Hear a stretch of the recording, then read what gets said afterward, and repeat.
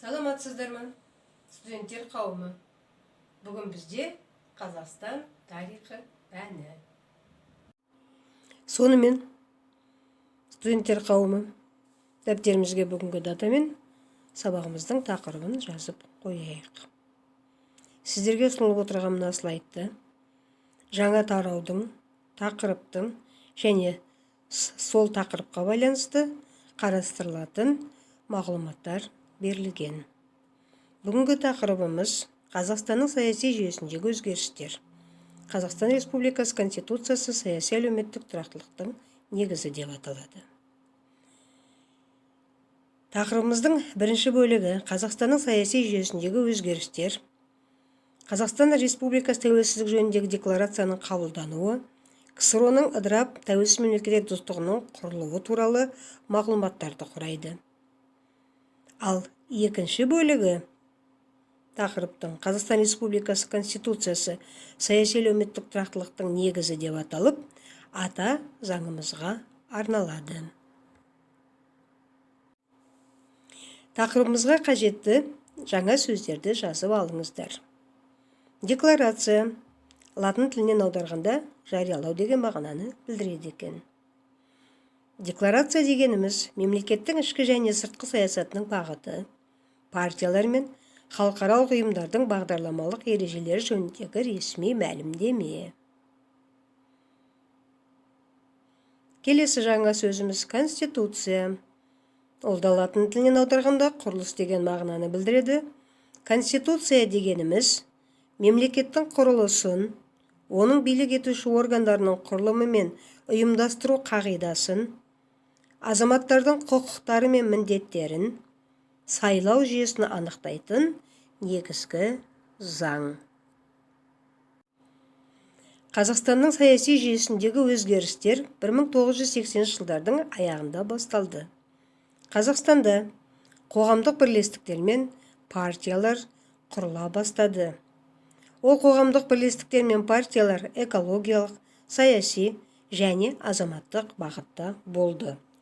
Экологиялық бағыттағы қоғамдық бірлестіктерге тоқталайық. 1988 жылы Мұхтар Шаханов бастаған Балқаш пен Арал мәселелері бойынша комитет құрылады. 1989 жылы Олжас Сүлейменов бастаған Невада-Семей қозғалысы құрылды.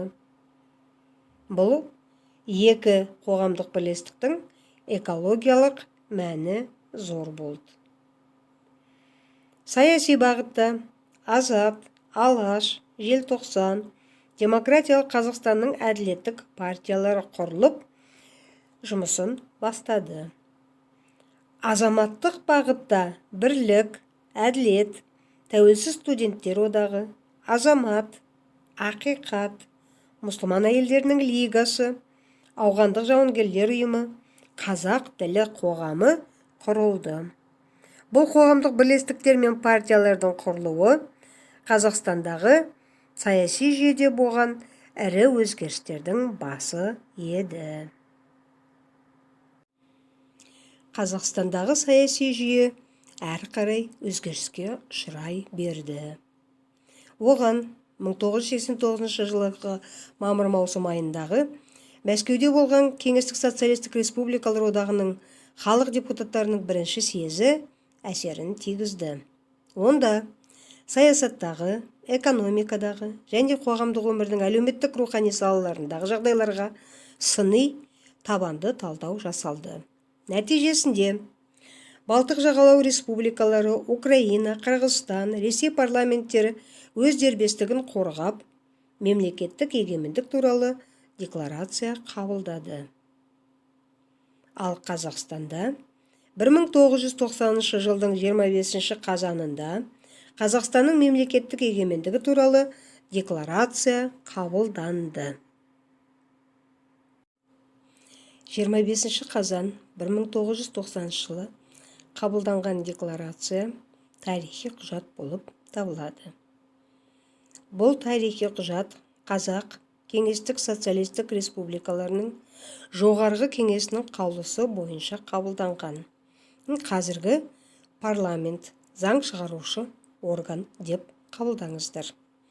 Декларацияда Қазақ Кеңестік Социалистік Республикасының мемлекеттік егемендігі жарияланып, елдің саяси құқықтық тәуелсіздігінің бағдарламасы баяндалды. Онда президент, республиканың басшысы, ең жоғарғы әкімшілік атқарушылық биліктің иесі ретінде танылды. Декларациядағы бағдарлама негізінде 1991 жылы 16 желтоқсанда Қазақстан Республикасының мемлекеттік тәуелсіздігі туралы конституциялық заң қабылданды. Құрметті студенттер, мына слайдқа назар аударсаңыздар, сіздер слайдтың бірінші бөлігінде үштағанды көріп отырсыздар. Үштағанның ортасындағы қарамен жазылған саяси оқиғалар. Біреуіне тоқталып өтетін болсақ, қоғамның демократиялануы, егемендіктің жариялануы жаңа одақтық шартқа қол қою процесінің салдары болып табылады. Нәтижесінде Кеңес одағында тамыз бүлігі басталды дейміз. Екінші саяси оқиға төтенше жағдай жөнінде мемлекеттік комиссияның ТЖМК-ның құрылуы. Бұл төтенше жағдай жөніндегі мемлекеттік комиссияның құрылуына елдегі кертартпа күштердің тоталитарлық жүйені сақтап қалу әрекеттері себеп болды.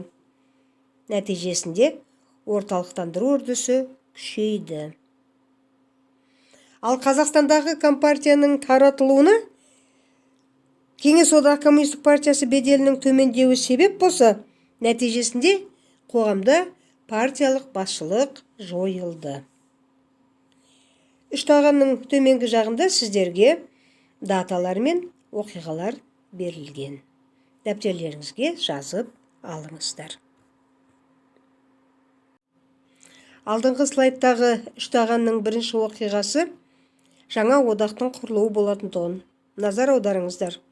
21 желтоқсан 1991 жылы Алматы қаласында Тәуелсіз мемлекеттер достығы құрамына Кеңестік социалистік республикалар одағының 11 одақтас республикасы енді. Грузия мемлекеті бұл жерде бақылаушы болып қалды, ал Балтық жағалауындағы Латвия, Литва, Эстония мемлекеттері бұл достастықтың құрамына енуге бас тартты. Тәуелсіз мемлекеттер достастығы одағының мақсаттары қандай болды? Экологиялық мәселелер мен қиындықтарды шешуге, жұмыс күшімен алмасуға, қаржы несиелік, сыртқы сауда, кедендік және валюталық саясаттарды бірыңғайластырып реттеп отыру үшін бұл одақ құрылды деп айтамыз. Мына слайдтағы мағлұматтарға назар аударайық. Кеңестік социалистік республикалар одағының ыдырау барысын тездеткен 1991 жылғы тамыз бүлігі. Үштағанды еске түсірейік. 1991 жылдың қазанына қарай көптеген республикалардың өз тәуелсіздігін жариялауына септігін тигізді. 1991 жылы 16 желтоқсанда Қазақстан Республикасының тәуелсіздік жөнінде конституциялық заң қабылдауы үлкен айтыс-тартыстың арқауы болды. Сөз жоқ. Осыдан бір жыл бұрын Қазақстанның тәуелсіздік жөніндегі заң көптеген қарсылықтарға ұшырар еді.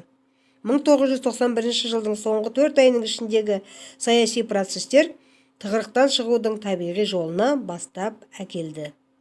Қазақстан өз тәуелсіздігін жариялады.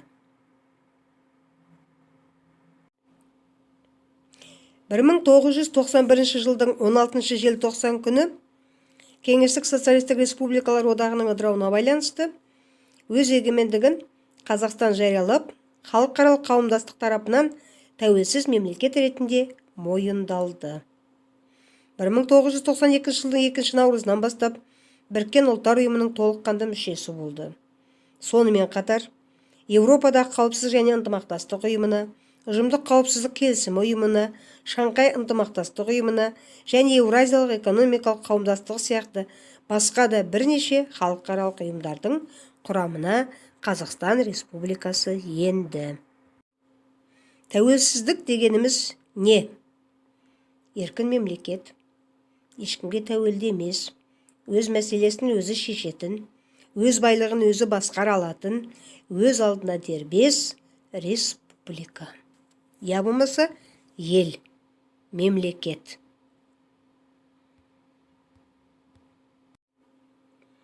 Сіздер білесіздер, әрбір мемлекеттің өзінің ішкі заңы бар. Біздің еліміз тәуелсіздік жылдарында 2 ата заң қабылдады. Бірінші ата заңымыз 1993 жыл 28 қаңтарда бекітілсе, екіншісі қазіргі қолданыста айналымда жүргені 1995 жылдың 30 тамызында бекітілді. Конституциямызға, яғни ата заңымызға ірі, өте құнды өзгерістер 1998 жылы және 2007 жылдың 21 мамырында енгізілді.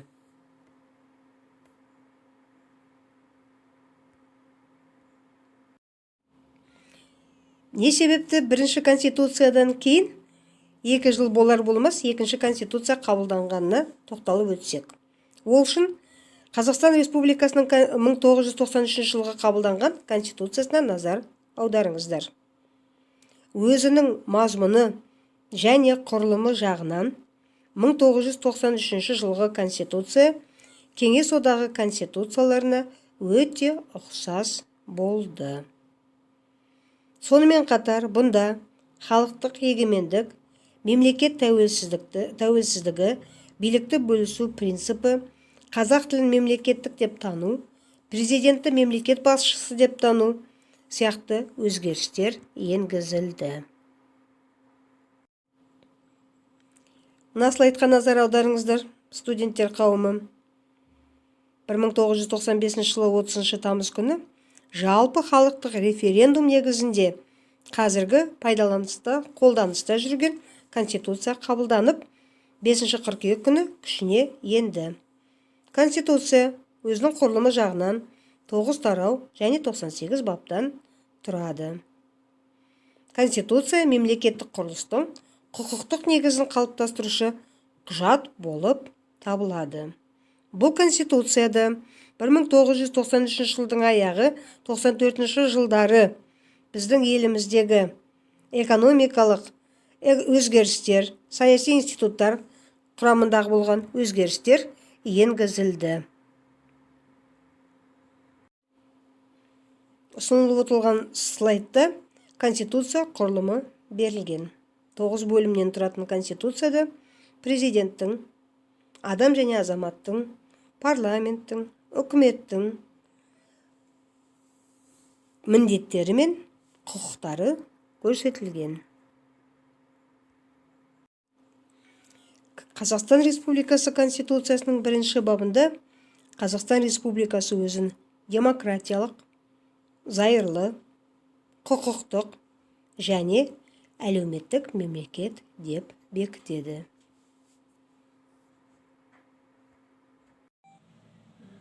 Құрметті студенттер, алынған мағлұмат негізінде сабағымыздың қалған уақытында сіздерге тапсырмалар ұсынамын.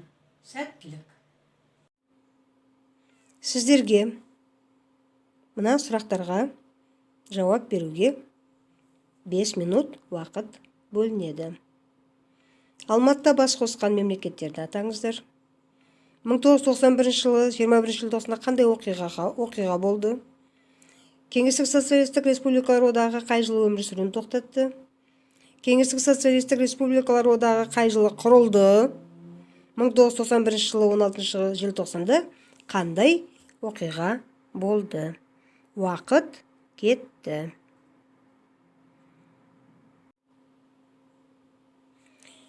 Құрметті студенттер, бүгінгі сабағымызды қорытындылау мақсатында сіздерге сыни тұрғысынан ойлау сұрақтары, яғни ой түрткі тапсырмалары ұсынылады. Бірінші, КСРО-ның ыдырау себебі неде деп ойлайсыз? Екінші, КСРО-ның қалуы мүмкін бе еді? Үшінші, ТМД елдерінің құрылу қажеттігі неде? Сәттілік.